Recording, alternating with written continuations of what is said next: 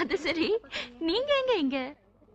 எனக்கு ரொம்ப அழகான புடவை ஒண்ணு வேணும். புடவையா?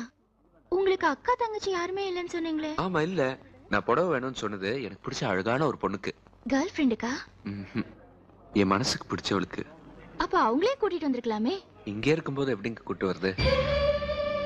இங்க இங்க இங்க அவங்க கணக்கு தெரிய மாட்டா. இப்போதைக்கு எனக்கு மட்டும் தான் தெரியவா. சரி சொல்லுங்க, எந்த டைப் சாரீஸ் வேணும்? ம், இது விப்புல் சாரீஸ். இன்னொரு முறை இல்ல, நீங்க லேடி தானே, நீங்களே பார்த்து செலக்ட் பண்ணுங்களேன். சரி சொல்லுங்க, அவங்க எப்படி இருப்பாங்க? அப்படியே உங்க கலர் தாங்க.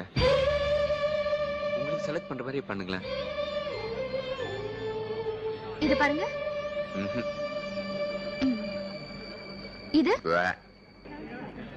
இதாவது வேற ஏதாவது டிசைன் காட்டுங்களேன்.